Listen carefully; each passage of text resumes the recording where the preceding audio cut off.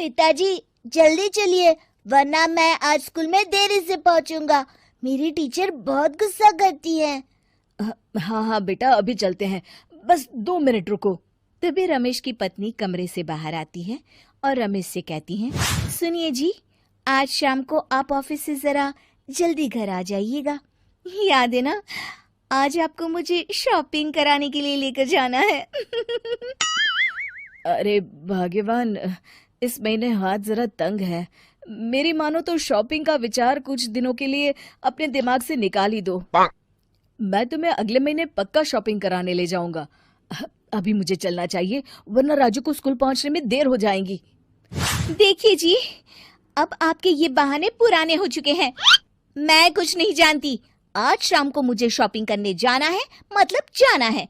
आगे आपकी मर्जी। अच्छा ठीक है भाग्यवान, अब तुम पूरा घर सर पर मत उठाओ, मैं कुछ करता हूँ। इतना कहकर रमेश अपने बेटे राजू को लेकर वहां से चला जाता है। घर से निकलने के लिए रमेश जैसे ही अपनी मोटरसाइकिल शुरू करता है, तभी उसकी माँ उसे आवाज देकर कहती है, अरे रमेश, आज शाम को मुझे कुछ पैसे दे देना। याद है ना, मैंने तुझसे कहा था कि मुझे मंदिर में चढ़ावा चढ़ाना है। अरे माँ, मेरी तनख्वाह आने में अभी 10 दिन बचे हैं। अभी मेरे पास बिल्कुल पैसे नहीं है। हाँ, मेरी तनख्वाह मिलते ही मैं तुम्हें पैसे दे दूंगा। रमेश की माँ चिढ़कर कहती हैं, अरे तेरा दिमाग तो खराब नहीं हो गया? मैंने तेरे भरोसे मंदिर के पुजारी जी से वादा कर दिया है और तू कह रहा है कि पैसे नहीं है। अब मैं पुजारी जी को क्या जवाब दूंगी? तुझे तो मेरी इज्जत की भी कुछ परवाह नहीं है। अच्छा ठीक है माँ, अब तुम गुस्सा मत करो, मैं शाम तक कुछ इंतजाम करता हूँ। इतना कहकर रमेश वहां से चला जाता है। फिर दोपहर को जब रमेश अपने दफ्तर में बैठा होता है, तब उसे अपनी पत्नी और माँ की बातें याद आती हैं। रमेश अपने दफ्तर के एक साथी मोहन से कुछ रुपए उधार मांगता है। अरे भाई मोहन, मेरा एक छोटा सा काम कर दो, मुझे कुछ रुपयों की सख्त जरूरत है। मुझे कुछ दिनों के लिए क्या तुम रुपए उधार दे सकते हो? अरे रमेश भाई, मैं तुम्हें पैसे उधार तो दे सकता हूँ, लेकिन मुझे वक्त पर पैसे लौटा देना। वैसे भी मेरा मानना है कि दोस्ती यारी में कभी पैसों का व्यवहार नहीं करना चाहिए। ये कहावत तो तुमने सुनी ही होगी कि उधार प्रेम की कैंची है। मैं नहीं चाहता कि पैसों को लेकर हमारा रिश्ता खराब हो। अरे मोहन, तुम बिल्कुल चिंता मत करो, मैं तुम्हारे पैसे वक्त पर लौटा दूंगा। फिर मोहन रमेश को पैसे दे देता है।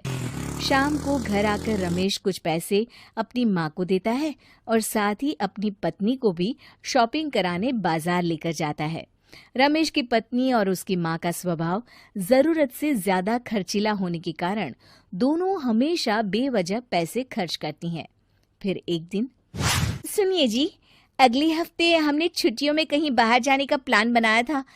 आपने पैसों का इंतजाम कर लिया ना? अरे अभी कहाँ, अभी तो मेरे पास बिल्कुल पैसे नहीं है। हम कभी और चले जाएंगे। देखिए जी, मैंने सभी सहेलियों से कह दिया है कि मैं बाहर घूमने जा रही हूँ। अगर मैं नहीं गई तो सब मुझ पर हंसेंगी। आप कहीं से भी पैसों का इंतजाम कीजिए जी। इतना कहकर रमेश की पत्नी वहां से चली जाती है। वहीं दूसरी तरफ रमेश की माँ भी तीर्थ यात्रा जाने की जिद करती है और रमेश से पैसे मांगती है। फिर अगले दिन रमेश एक सेठ से पैसे उधार लेकर अपनी पत्नी और बेटे को घुमाने ले जाता है और अपनी माँ को भी तीर्थ यात्रा पर भेज देता है। लेकिन जैसे ही रमेश अपनी छुट्टियां बिताकर वापस आता है, कर्जदार उसका जीना मुश्किल कर देते हैं। इतना ज्यादा कर्ज एक साथ अपने ऊपर देख रमेश काफी परेशान रहने लगता है। फिर एक दिन राजू की स्कूल की फीस वक्त पर न भर पाने के कारण रमेश को स्कूल में बुलाया जाता है।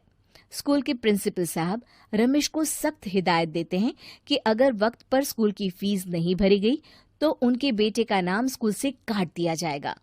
अपने बेटे की स्कूल की फीस भरने के लिए रमेश अपने दोस्त गिरधारी से कुछ पैसे उधार ले लेता है और स्कूल की फीस भर देता है। रमेश की माँ और उसकी पत्नी खर्चे और घर की जिम्मेदारी संभालते संभालते धीरे धीरे रमेश पूरी तरह कर्ज में डूब जाता है और तभी एक दिन दफ्तर में काम करते समय रमेश की तबीयत अचानक बिगड़ जाती है और वो बेहोश होकर गिर पड़ता है। उसे जल्दी से पास के एक अस्पताल में भर्ती कराया जाता है। रमेश के घर वालों को ये बात पता चल जाती है तो वे सभी अस्पताल पहुंचते हैं। अस्पताल के डॉक्टर साहब उन्हें बताते हैं, देखिए, देर रात तक जागने और जरूरत से ज्यादा काम करने की वजह से इन्हें चक्कर आ गया था। बेहतर यही होगा कि इन्हें कुछ दिनों के लिए पूरी तरह आराम करने दिया जाए। रमेश की हालत देखकर उसके बेटे राजू को बहुत गुस्सा आता है और वो अपनी दादी और माँ से कहता है, माँ, दादी, मैं इतना छोटा हूँ, फिर भी मैं इतना समझता हूँ कि पिताजी दिन रात दफ्तर में काम करके पैसे कमाते हैं। पिताजी अकेला पूरा घर संभालते हैं और आप दोनों अपने फिजूल के खर्चों के लिए उन पर दबाव डालते रहते हैं। आज पिताजी की हालत के जिम्मेदार तो आप दोनों हैं। राजू की समझदारी भरी बातें सुनकर रमेश की माँ और पत्नी को अपनी गलती का एहसास होता है और दोनों की आंखों में आंसू आ जाते हैं। फिर कुछ दिनों के बाद रमेश की तबीयत एकदम अच्छी हो जाती है और वो पहले की तरह अपने काम पर जाने लगता है। रमेश की माँ और पत्नी अब उसे किसी प्रकार की कोई तकलीफ नहीं देते और ना ही उससे किसी चीज की मांग करते हैं। फिर देखते ही देखते रमेश अपने कर्ज के सारे पैसे चुका देता है।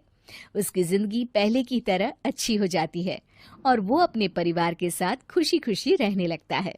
शिक्षा, हमारे रिश्ते एक तराजू की तरह होते हैं जिसकी दोनों ओर जिम्मेदारी और समझदारी का वजन बराबर होना चाहिए।